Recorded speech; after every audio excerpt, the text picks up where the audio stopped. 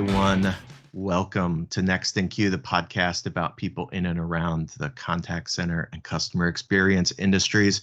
I am your host, Rob Dwyer, and this is the first international episode of Next in Queue because I am joined by my new friend from across the pond, Jimmy Hosang, who is the CEO of the Modular Analytics Company. Welcome to the show, Jimmy. How are you?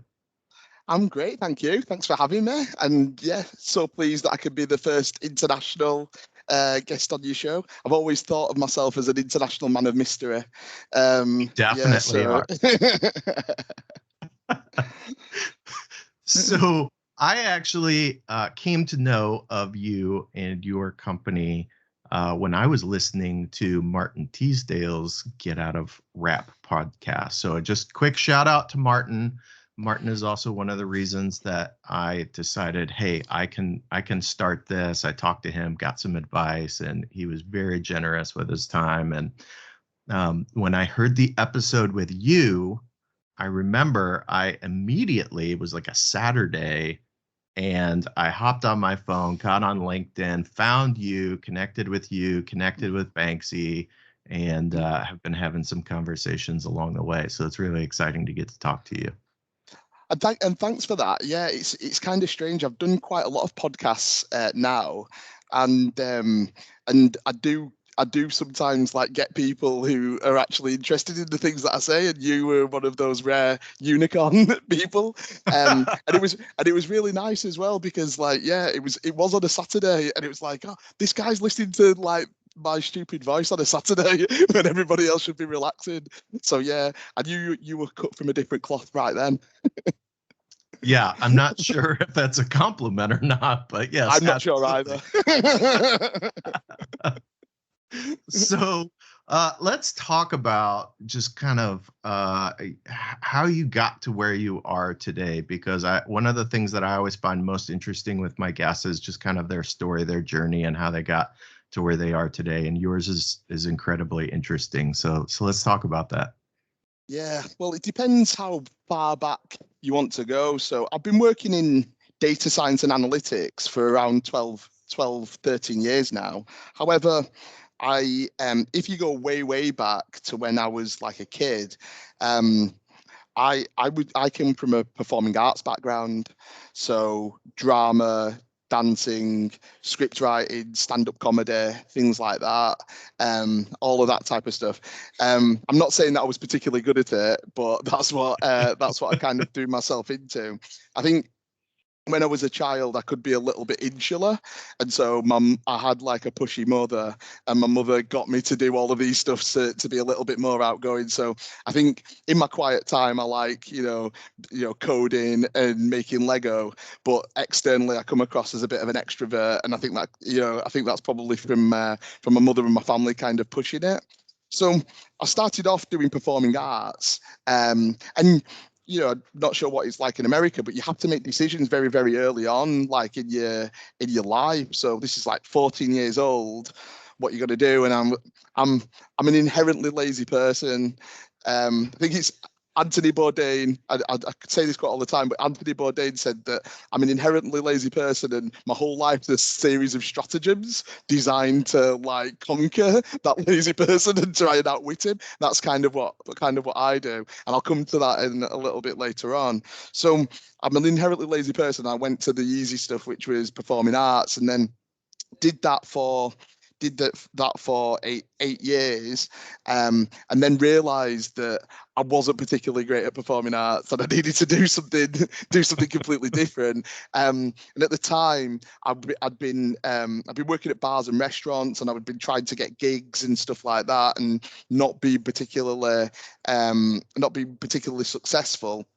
And I kind of went through a bit of a very, very early midlife crisis, which was, geez, like, what does it all mean? Like, I've just spent 8 years of my life doing this stuff that I'm actually rubbish at. Like, one of my teachers, one of my tutors at university, said that what I was really, really great at as a performing artist was walking on stage and falling over.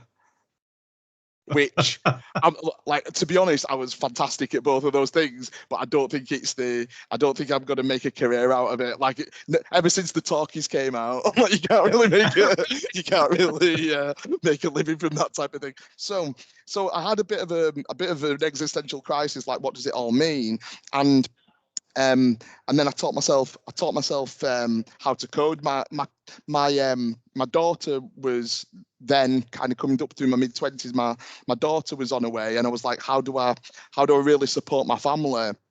And I used to play poker online, and I was pretty good at playing poker, but anybody who plays poker at a decent level knows that you're playing like 8, 9, 10 hours a day, and you're kind of grinding through it. And I wasn't even like guys who I used to be friends with.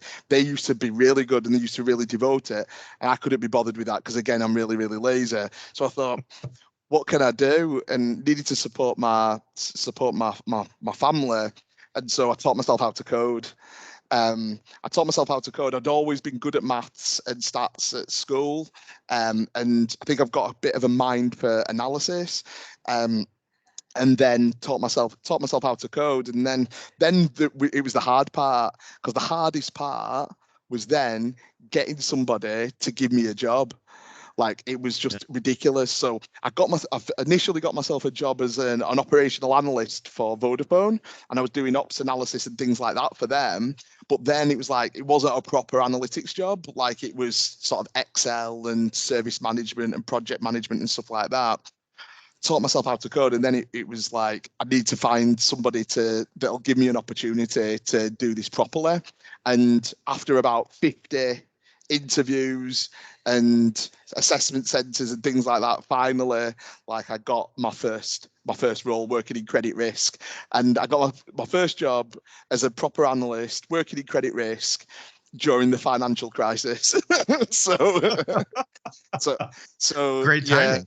It was awesome. Well, it was funny as well. It probably was really good timing, because I'm a super impatient person that like loves changing things. And if I'd have gone in normal times, like, nothing would have needed to change. Like, you wouldn't have needed to change your risk models, you wouldn't need to change your risk profile or anything. Whereas actually what happened, I was working in catalog retail at the time, and that is kind of, I'm not going to call it subprime lending, but it's very kind of high risk lending, and those are the guys who go bad very, very quickly. And so we had to change our techniques, and we had to change who we were targeting and things like that. You still have to lend money, but like, the cohort of customers that were the most profitable, no longer the most profitable. So my learning curve just went like that. Like, everything that I had to learn just shot up.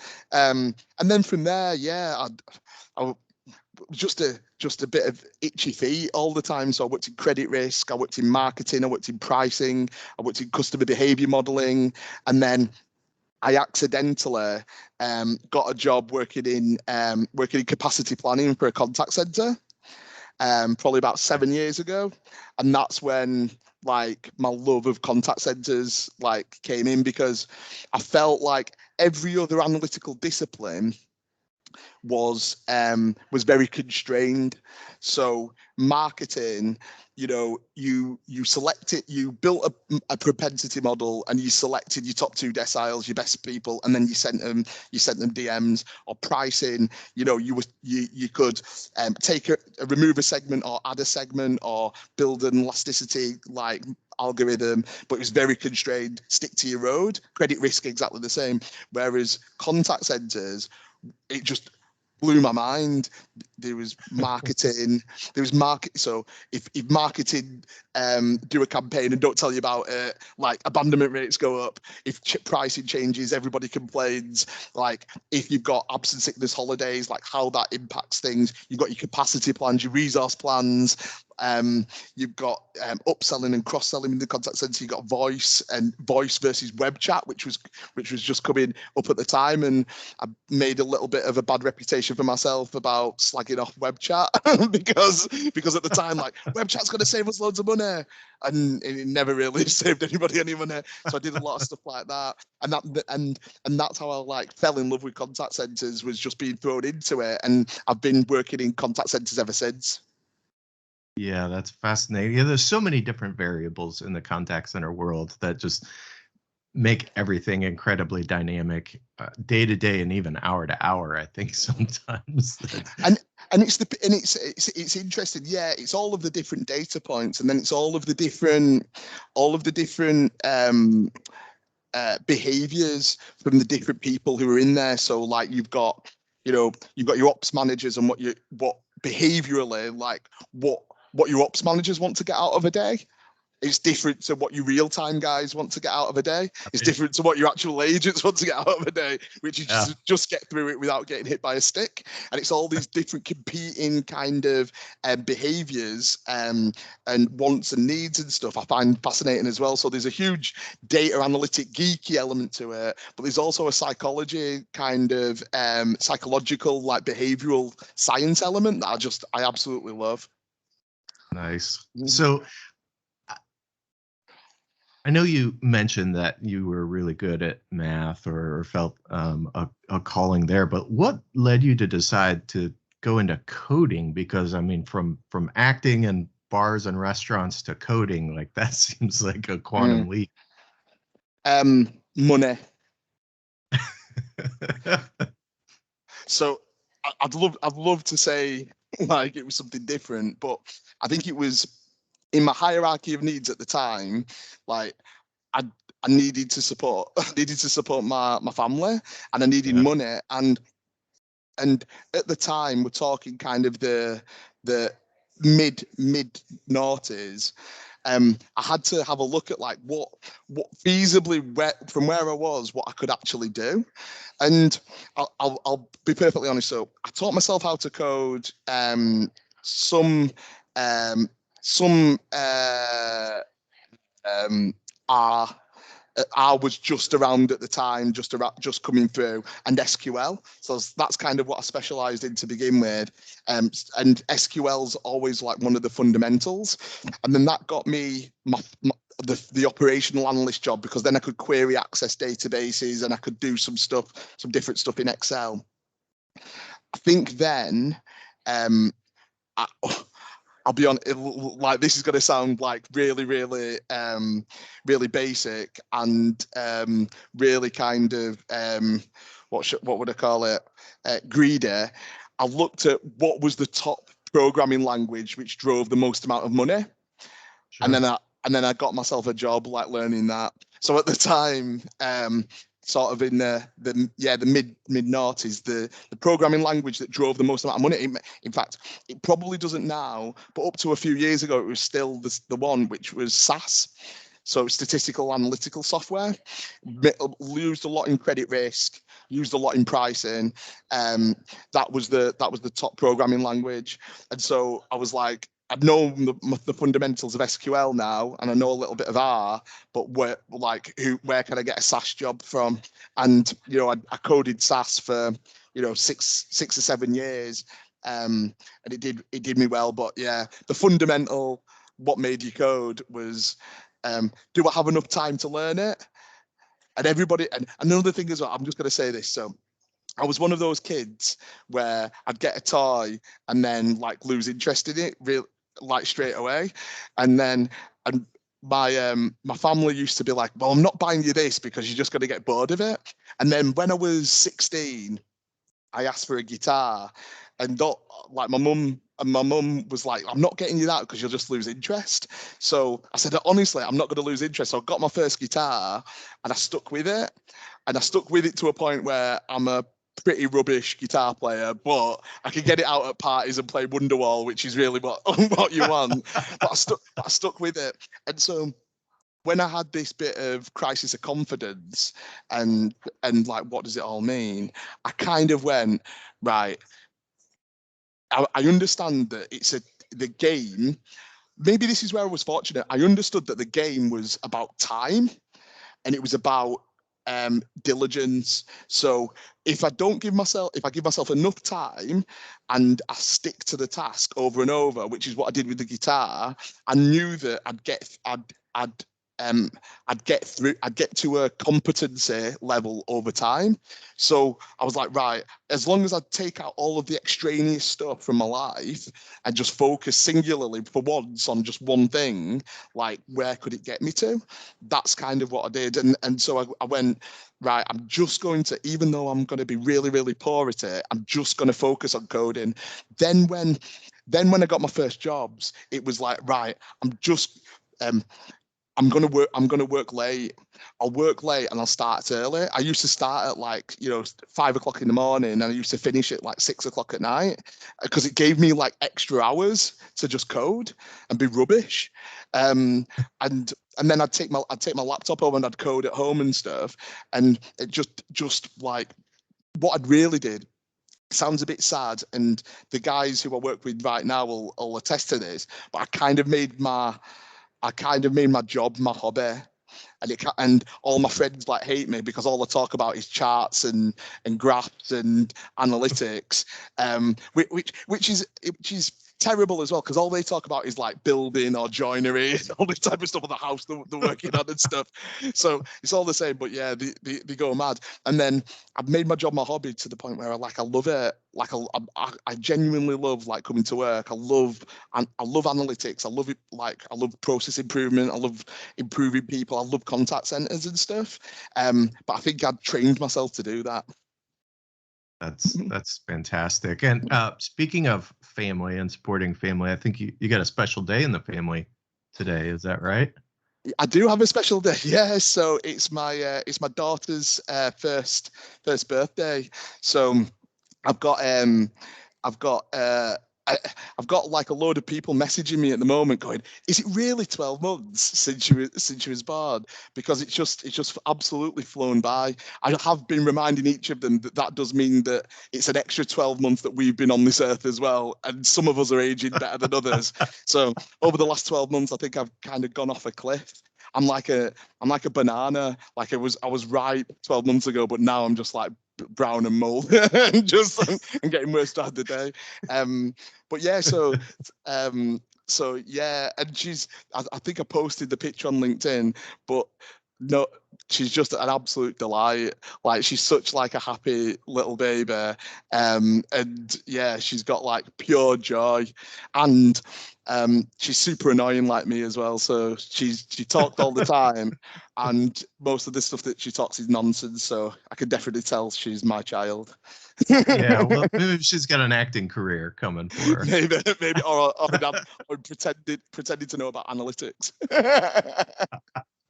So, so you're going through this, which I find a little bit fascinating because you talk about being lazy. Mm. And then you talk about this dedication that you put forth to a guitar and to coding, and those are not really lazy pursuits. And I'm wondering if it's just you're lazy with stuff you don't like, but highly dedicated with the things that you really do like. Yeah, it's an interesting one. You've got to find somewhere within yourself some inner motivation, don't you, to do something, and that's where you've got to give yourself a bit of a north star, something that's like impossible, and then drive towards it. So looking back, like I'm always conscious of kind of backward reasoning and trying to explain things like after the fact, because most of the time I just think that that's crap. But the interesting there's an interesting there's some interesting ideas that I've been reading about. So have you read Grit by Angela Duckworth? I haven't, but I've seen the TED Talk I think that she gave. Yeah. So it's actually, I didn't know anything about this, but some of the principles that she talks about is um is actually stuff that I can see in myself. So you actually these these this deliberate practice. So the idea that you've got a set amount of time and you're just deliberately trying to learn and you're trying to push yourself is something that I can definitely take from Grit. And the sort of the singular focus, giving yourself you give yourself something that's ambitious. So give yourself an ambitious kind of North Star and then just diligently like work towards it. I think that's kind of, you know, what I was saying you do. And then what's really funny is, and I think this, she says this in the book, but there's another book called Flow. So Flow is by, and I'm going to absolutely butcher the author's name, but it's Mikai Csikszentmihalyi, okay? And it talks about a flow state. So when you already understand, like, you know, when you already understand everything that you know about something, that you almost do it without thinking. It's like driving. Most people drive and they don't know how they've got there because you're in a flow-like state. It's funny actually, like, because now you have to concentrate so hard at a singular thing like coding and like dedicating your life to that type of stuff, or dedicating your life to the knowledge of, like, you know, contact center analytics and you know and how complex that is. So, you know, forecasting, absence sickness holiday shrinkage, handling times, demand, like channel, all of the new things that are coming in, like, you know, asynchronous messaging, all the things like upsell, cross-sell, how that maps to different sectors like banking versus insurance versus retail.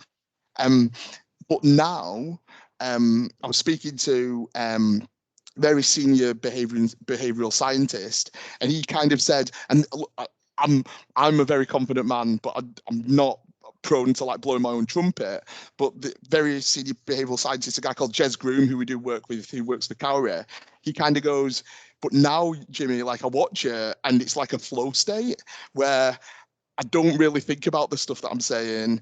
I'm just able to join the dots of different things like straight away, and I understand the solution as we're on the fly now. And that's just because of like the dedication of like grinding through it and getting it wrong loads of times and occasionally getting it right and going, oh, I've got it right. I'll bank that, and testing things out.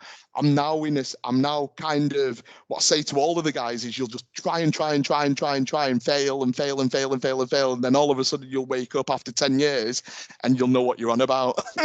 Yeah. At least a little bit anyway. Yeah, it reminds me of the Malcolm Gladwell book about becoming an expert a little bit too.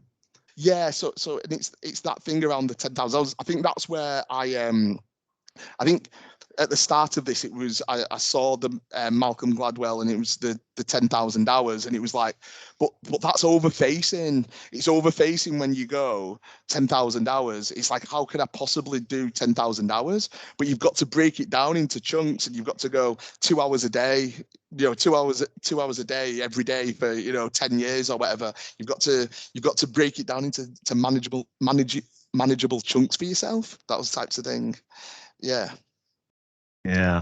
So okay, so you're becoming really good at analytics, and you're learning, and then you decide, well, I'm just going to start my own company. Like, how did that come about? So it's an interesting one. So I'd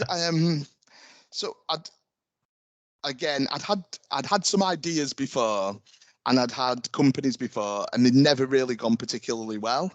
I'm I'm not a very good communicator.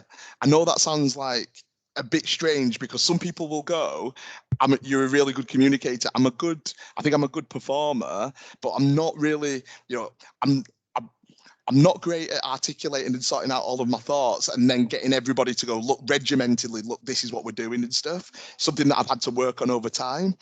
And so I think I've always been a little bit like, I don't know what the psychological term for it is, but I've been very independent. Like, so I just do me, like, and I don't want to deal with anybody else. Like, I'll just be the master of my own destiny. But then I was working, I started working at a company, WebHelp, and I started working with a guy called Sean Northam, who's quite a bit younger than me, but he used to be able to take all the stuff that I was saying and articulate it in a way which made it very, very real for clients. And he took all of the good bits and made it real, and then all the extraneous like crap that I used to say, he used to like just leave off and just do it. And we developed a really great relationship.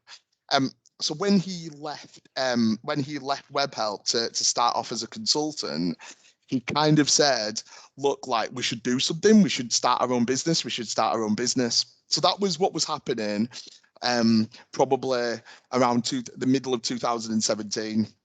Then at the same time as that was happening, and I was getting absolutely badgered by Sean Northam, a friend of mine, he kind of who'd been my boss and who'd been we'd been peers and we'd done other things together. He'd always been a really big advocate of mine. We were like having a drink one day, and he said, Jimmy, like one thing I've never really understood is how you can deliver analytical work 5-10 times quicker than anybody else.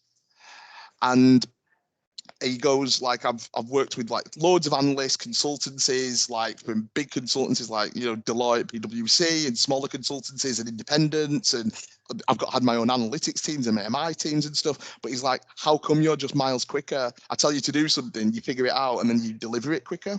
So I said, I don't think I'm special. I just think that I know that everything's been done before, and I've got this way in which that I look at things, which it's modular. It's like IKEA, like everything's flat packed. I'm a very, very poor programmer, right? This is a confession. I'm a poor programmer. Like if anybody looks at my code, they'll have a panic attack. It's like someone's played jazz all over it. It's like really, really poor. And apologies if you like jazz, but that's not good if you're a programmer. I'm not the best. I'm not the best mathematician and statistician. You know, I'm like, you know, I'm 60th, 70th percentile. I'm not like an absolute maths whiz, right? But what I think I'm good at is seeing a solution and putting it together quicker than everybody else. And so once you've got a flat pack of furniture, like all you're then going is, right, well, how does this need to be configured for this particular person in order to get them to what they specifically want? Or at the beginning go, you're asking for this, but actually you want something completely different. This is what you want, isn't it? Yes, it is. Right. So my friend was like, well, this is really, really interesting. You should write a book. And I came up with the idea of writing a book called The Modular Analytics Cookbook. And I started writing the chapters and things like that, and getting into it and bouncing ideas off. And then 3 months later, I decided that I'm an absolute terrible writer. And I've got no interest in writing a book or anything like that.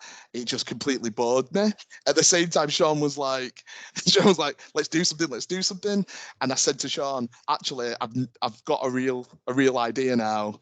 Like, I've got this idea, the modular analytics company, and we're going to do flat pack analytics that's regular, repeatable, that drives value. And we do it at like a really, really reasonable cost base. That's how TMAC, or the Modular Analytics Company, came to be in. That's awesome. Yeah, it sounds like that suggestion to write the book, well, the book didn't come to fruition. It turns out to be a really good suggestion. It got you there. Well, it helped me organize my thoughts probably a little bit. Yeah. And that's one thing that I'm historically terrible at, is organizing my thoughts. so it definitely got me to think about things, about all the different things that I do. And it's funny because in that kind of cookbook, there was all sorts of different kind of projects and programs and implementations of the different stuff that we're doing. So there was things about real-time analytics, real-time scheduling. There was things about capacity planning, workforce management, kind of stuff. And what we did was over the kind of time was we just tested them out in the market. And I think all of them were pretty good. But what we did was we finally came to like the 3 core elements, which have massive amounts of value. And those are next best action for customer. So what should you be saying to your customer and how should you be saying it to them, like on a call to maximize the value for them and for them and for you out of the interaction. Secondly is the exact same thing but for coaching, so almost like customer lifetime value product and employee lifetime value product, like how can you get the best out of your employees. And then underpinning that is, right, so you can tell people what to say and how to say it, and then you can tell people what they're not doing, but there's a missing link, and that's speech analytics. How can you properly like monitor what people are doing if you're not monitoring the speech and the speech patterns on each side of the call? And so building out the speech analytics capability, that was fundamentally underpinning the value proposition, which was, making every conversation valuable. So I'm going to come back to that piece in a moment, but I am curious, having made this transition and now you're running this company, like what was the toughest lesson that you had to learn to really drive success within your own company?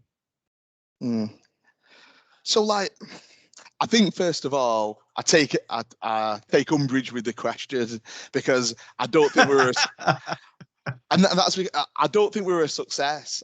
Like we're not a success yet. Like I think too many people talk too soon about the successes that they've had, and it all blows up in their big stupid faces. So we've grown massively over the course of the last year. I think about 18 months ago, we had 1 employee, which was me, because Sean was still doing a bit of contracting, and other people were doing a bit of contracting. Now we're going to be about 35 people. And so grown massively. But like, that's not success. Like, success isn't growth or the revenue. Like, that could all go. I think the most important thing is like longevity and like build and creating something that matters, and that's still TBC, isn't it? We've still got to prove that all of this works, and it's actually got some staying power. So I think that's the so I think that's one thing, just to redefine the question. But what have I found hardest? So I think there's a few things. So I would say finding the right people all of the time is difficult when you're in a startup. So these people who come and who go. I've been fortunate. I think the first 4 people who started the company and who were involved are still with us today, which is me, Sean, George, and Ruse. And we were like super tight. But there was other people who came and people who went and stuff like that. And I think it's very difficult, because I think all of them had fantastic qualities, but for whatever reason, like, some things didn't happen, and it didn't quite click for them, or it was something internal, or we were running before we could walk, and we made those decisions, and that was really difficult, like really difficult, really difficult. And it's difficult to let people go, but it's more difficult when I can see the qualities of the people, and some of these people would stand in front of a bus for me and like stand in front of a bullet, but things just weren't working. So I think that's tough. And I think, look, if I'm being really honest, like I didn't get into this to be the CEO. If you speak to Sean, he might give you like a different take, because he thinks that I like being a bit of the celebrity, the LinkedIn celebrity and stuff, which I kind of do, but I kind of like it has to be my job as well. but I don't think anybody equips you for all of the things that you have to do, and like the things that you have to do and the things you've got to be. And I liken myself to an air steward, or an air stewardess. Like when you're on a plane and it's super turbulent, everybody looks to the air stewardess and they look at them to go, make me calm and make me think that everything's going to be okay. And that's kind of what it's like as being the CEO of a startup. Like, everybody's looking at you all of the time to give them confidence that this is going to work. And I'm not going to lie, like my head rarely drops. Like, I'm a pretty optimistic person. There's been times over the last 18 months with COVID in particular, like when it's been pretty rubbish.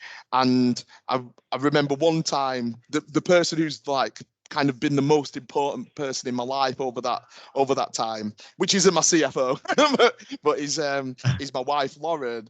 There was a time, kind of sort of February time, when I was just really, really down, and this is going to sound super cheesy as well, but I was down and I was like, don't know what's happening. Don't know what's happening with the company. We need to raise this money. Is the revenue going to stabilize after COVID? We're taking on a load more people. They're all leaving jobs. Like, how do we support this? It's getting quite big on us quite quickly. There was some things going on in my personal life, and we wanted to buy a house. I've never owned a house before, so I owned a house. There was a lot of things happening. I've got at the time a 3-month-old daughter as well, and I'll be honest, I was feeling pretty down, and I always remember my wife. I was on the sofa, probably had my belly out, probably had some like chicken wings or something on my bed, feeling like utterly sorry for myself. And she said, "Excuse me." I was like, "What?" And she was like, "You're supposed to be Jimmy effing Hosang." And I'm like, "What do you mean?" She's like, "You're supposed to be Jimmy effing Hosang." She's like, "Go and do your thing. Like, stop like moping and stuff. This isn't the person that I married. Like, I don't care like if you're hiring X amount of people. I don't care if you don't know where the revenue's coming from. I don't care about COVID. Like, you're Jimmy. Like, you should be able to make something happen. Just go and make something happen." And so that kind of gave me the kick up the arse that I needed. That I needed to at least, even if I don't feel the part, I needed to play the part. And that's given me I think since then, like, things have really, really clicked into gear. So yeah, it's just to summarize, like finding the right people and then keeping the right people, and knowing that you're going through stages, and sometimes all of the people won't be with you all along the journey. That's been really, really tough. And then being, no matter what you say, it's kind of lonely. It's kind of lonely, like running your own business, but like kind of owning that a little bit and going, be the person everybody expects you to be. I think going on that journey was really important too. It's funny. I just I posted something on LinkedIn yesterday, actually, about true fans, because my university football team, the Kansas Jayhawks, are epically horrible at football. They are so bad, and it's been more than a decade. They just, they're awful. And I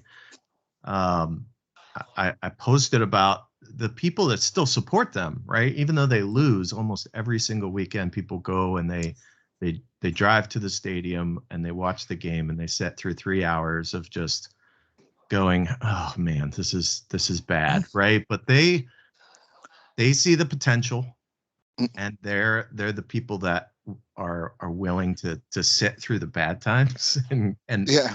know and want something more. And it sounds like your wife absolutely was that fan who just said, "Look, I don't care. Yeah. You're going to turn it around, so just go do it." She is my biggest fan. And there is as well, like, everybody who was working with us at the time, like, I don't know whether this isn't a good thing or a bad thing, but we got to kind of July time this year, and I spoke to Nicola Callan, who's our HR representative, and I was talking to her about it. Sometimes, like, I have a little bit of a moan to her, and she said, "You know that, like, over the course of the last 12 months, no one's taken a sick day." I was like, "What?" She's like, "Not one person has taken a sick day. Everybody's like working, like, absolutely, like." And that gives me, it makes me feel bad in a way, because I'm like, I know the guys are like running like running in the red and stuff, and I don't want to what's the word? I don't want to push them to breaking point, but then at the same time, like, everybody's working in the right direction, and everyone's pulling forward, and I'm incredibly lucky in that respect. Like, it's you can say, oh, you make your own luck and stuff. Possibly you've got to roll the dice a few times, but like, I'm really lucky that I've got the team around me who just run through brick walls for me. Super lucky. Just on the true fans thing, actually, I know, again, like, this might be to do with I think resilience is really important, and I'm having my house. I've just bought my first house, and I'm having some work done to it. And all of the guys who are working on there are old friends of mine. One of the guys, Craig, he's been my friend for probably 31 years. In fact, people call me Jimmy because his dad called me Jimmy. That's how long I've known him. I was always James before he called me Jimmy and Jimbo. So that's how long. And he's working on my house.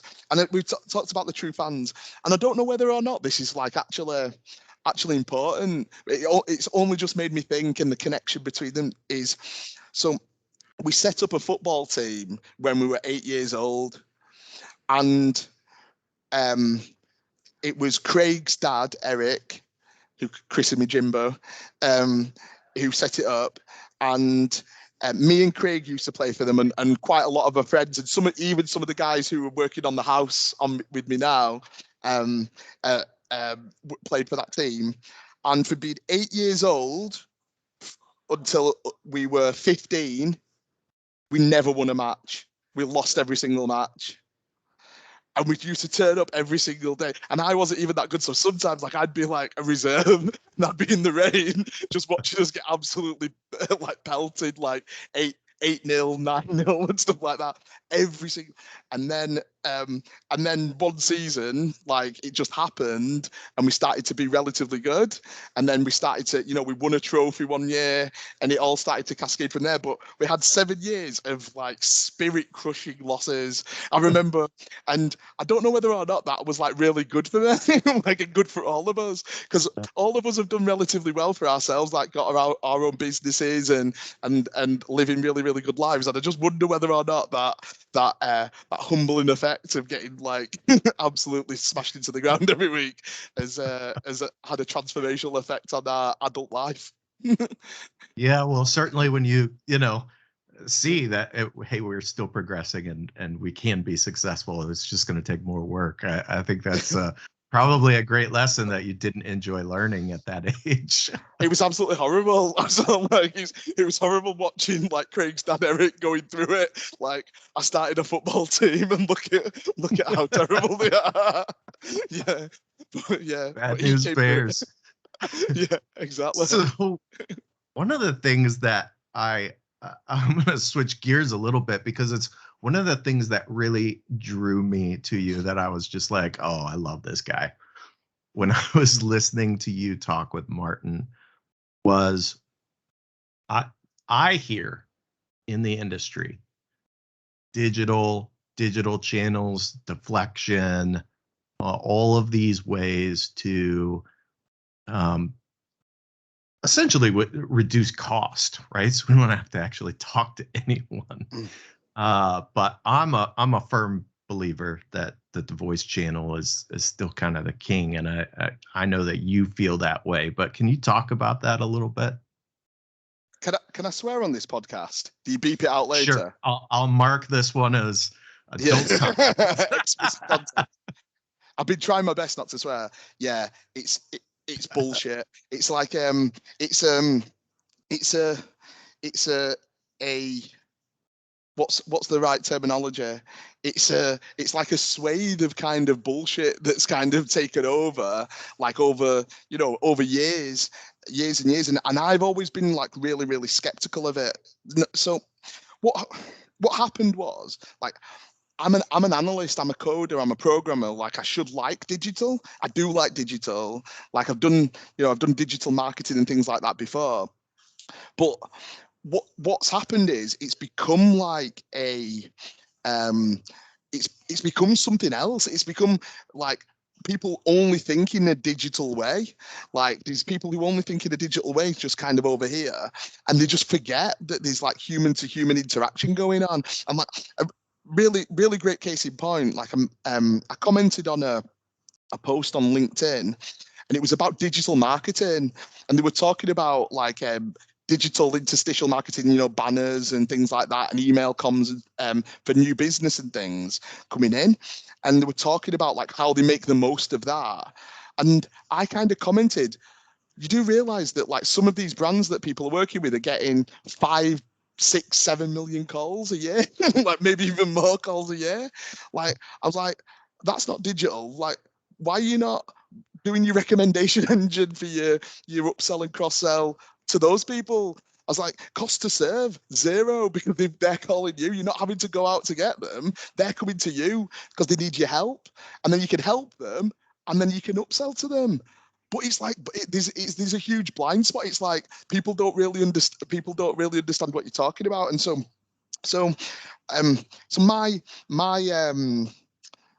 where I came from was I started to be a skeptic when web chat came in. So there was a big push towards web chat, and I started to see it being deployed in multiple different areas, in multiple different businesses. And I started to do the analysis because the benefits cases had started. Like, I'm not going to mention the names of the providers, but the providers had come in. They said that they were going to remove X amount of contact. They said that they were going to reduce cost by, Y. And I was in a fortunate position to be like a relatively preeminent operational analytics guy at the time. So loads of people wanted me to do analytics on, what benefits have we saved with web chat. And I quickly discovered they'd saved 0. They'd saved 0. And very, very quickly, because it's simple maths. So let's just make it easy for ourselves. Say a call comes in and it's 500 seconds. Okay. Call comes in, it's 500 seconds. Okay, right. Let's look at the same on a web chat. So the same on a web chat, I'm looking, 1,200 seconds. So I'm like, well, of course it's 1,200 seconds because you type in. It takes you longer to type than it does to talk. Yeah. And then you're not only doing that, but as a customer, I'm typing and then I'm watching TV or I'm having a conversation over here. Like, I'm not engaged in the conversation. I'm just doing all sorts of other things. And then as an advisor, I'm then doing multiple chat sessions at the time. So at the time, it was, you need to do, so at the time, you need to do 2.4 concurrent chats. Okay. Here we go, 2.4 concurrent chats. Okay, so if you've got 1,200 seconds, but you're doing 2.4 concurrent chats, then roughly speaking, you're netting out. So you now got to the same stage where you were before, where it was 500 seconds per contact. Okay, this is the one that does everybody though, right?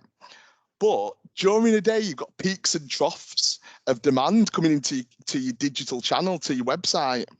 Okay, so how do you maintain 2.4 concurrent chats across the day? You have to understaff to your demand. Nobody used to get it. They used to be like, "I know we'll put more and more people in." Well, your concurrency drops off. You've got to, if you go peak and trough, you've got to massively understaff to it in order to get to 2.4 concurrent chats. So you can never get at all of the deflection in the first place because otherwise you can't get the concurrency. I used to, and then when I draw this out, that's when I got that look, which is, Jimmy, we've already invested £50 million in this, so this you can't. This is fair. And it's like, right, well, just give me the number that you want me to say, and then I'll just try and work back from it as well. So that was where I started to turn off, like for web chat. I just started to see it as, and then the technological challenges, like, you know, they couldn't, the amount of places that did it and then said, oh yeah, but we can't do more than 2 chats per session. Right, well, you're knackered. Like you're knackered anyway. That doesn't right? work. So yeah, so that doesn't work. Right, so great. So now you've already established something that's worth the voice. And what I've seen like this thing going through, and now I see it with chatbots as well. So now like chatbots on terrible chatbots, like really poorly designed chatbots and stuff being put into to deflect and never works or rarely works, like most of the time. And so you've got this huge digital marketing aspect where they're not taking advantage of the natural opportunities over here. You had web chat and around demand deflection, and then you've got this automation element around chat and then chatbots. And so I started to look back on the last 10 years, and while all this is happening, all of the effort and all of the investment that's gone into all of this stuff, why couldn't have you made the humans better? Like, so why couldn't you have like given your humans like better screens and like giving them a bit of a chance of giving them better options to upsell and cross-sell? Why couldn't you have given them better performance management? Like, why couldn't you have gone like, this is what you should be working on? You should be, you know, like, Rob, you should be working on your complaints calls because your HT is a little bit too high and your customer sentiment's too low, rather than just bombarding them with like shitloads of Excel documents and then go, yeah, just take care of that because we're migrating this anyway. Like, no one's bloody migrated anything. Like, voice is still absolutely massive. No one's migrated everything because you can't. And then this and I'm sorry, I'm jumping around all over the place here, but it's just, you could have invested you can invest all this in making humans better. And what I believe is, if you invest in the right technology to make the human to human better, the insights that you get from that can be used for your chatbot or for your chat. You get what I'm saying? Like, if you're monitoring if you're creating like, this is a big one, and I'm going to be talking at it with the Contact Center Expo next week. But scripts, right? I'm not going to ask your opinion about where you are in it. I'm just going to proffer mine. But like, so everybody goes, no, we want to empower our agents. We don't want scripts. Right. Okay. But does your chatbot have scripts? Yes. Okay. Yes. Do you do canned responses on your chat? Yes, we do. Why? Because we've got the specific things we want to say to get the best outcome. Okay. Right. So you're letting your agents play jazz, right? And just go all over the shop. And yeah, but it's empowering. It's not bloody empowering. I was a performing artist, right? I was trained every single day. The worst part of my day, every day, for someone who did it all the time, was improv. It's tiring having to improvise on the spot all of the time and not knowing what's coming and not be given help. It's absolutely knackering. Like, I'm having to think on my feet all the time. I might just want a hand. I might want to know, like, what's the best performance. I might want to, like, before I go and play Hamlet, I might want to look at Daniel Day-Lewis' version of Hamlet and see if that's the best way of doing it. But we give chatbots and chat agents and digital way more support than we do our humans. I find it absolutely bizarre. And so yeah, I started to kind of turn off this whole digital. It was big data at first, and then that never worked. And then there was this all this digitization. Like, make your humans to human better, and then you can automate. I'll just say one more thing as well. There's now this big thing where handling times in contact centers are going up. Because self-serve is all the self-serve and automation is going on in the digital channel. So all the easy stuff is being migrated to digital. Great. Okay. All in all, the easy stuff, that would be the perfect thing to upsell and cross-sell on. Like, so a nice, easy change of address. Oh, and can I offer you like a breakdown cover at the same time? Oh, sorry, I found your two-man delivery. Oh, I've noticed that you've bought this dress. I've found a pair of shoes in your size that go like wonderful with it. Shall I send you a link to it? Like those are the ones where it's easy to upsell. You've left, and you're not upselling on those ones. You just automated it, and there's a complete erosion of value just because of the wrong reasons, and that erosion of value and not really like just joining the dots together, I think has been like a real frustration and something that I'm trying to like push back against.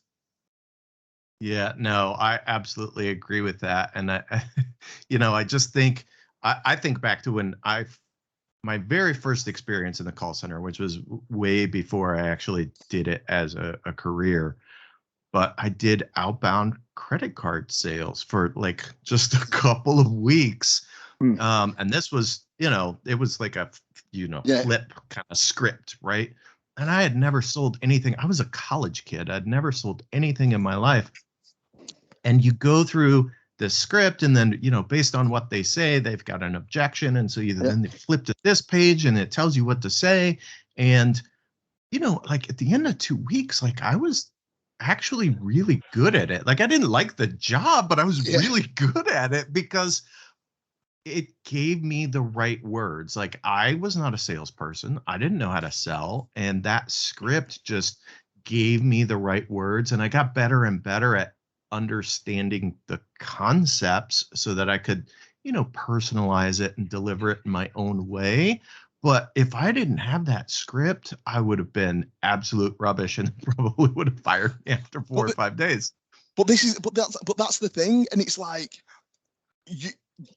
people have kind of conflated empowering agents with letting them sort of this thing. Oh well, just do what's right for the customer, but that's so ambiguous that it can lead you down like all sorts of different avenues. Like there needs to be kind of guardrails. And what I said is, and this is a little bit, I don't want it to be confected, but like, would you say that Robert De Niro in Goodfellas is unempowered because he's speaking somebody else's words? Would you say that Robert De Niro in Taxi Driver is unempowered? No. Like, would you say Meryl Streep in Sophie's Choice is unempowered? No, they're all speaking somebody else's lines. But it's the way in which they modulate it, the way in which they bring that authenticity into it. Like, I spoke to John Devlin on from Ascensos today, and he was saying like, and I do get his point around, scripts can become inauthentic, and I do definitely think that. But if you had the time to then train your agents about what they should be listening for and which paths, it's like Bandersnatch. It's one of those books where you've got lots of different options and you can move to different things. It's if you think of it like that type of book, that type of story where there's lots of different options and lots of different endings and lots of different outcomes, and then the authenticity is listening to actually what the customer is saying and then choosing a path to take people down. That's not disempowering to me. Like some of the best performances, performances are scripted.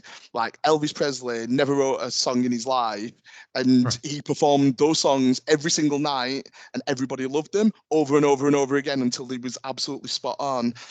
And that's where I think we need to be more contact center agents need to be more performers. Like I'm a performer. I have the same things that I talk about, and I make them better sometimes, and I tone them down sometimes. But it's a performance. Yeah. There needs to be the performers, and the script is just an aid for the performance. It's like all the color and stuff you put around it. Yeah, absolutely. I'm getting really passionate. I love it. I love it. You and I are on the same page. Like I said, this was one of the reasons that I was like, I got to reach out to this guy. I like this guy a lot. So we're on the same page.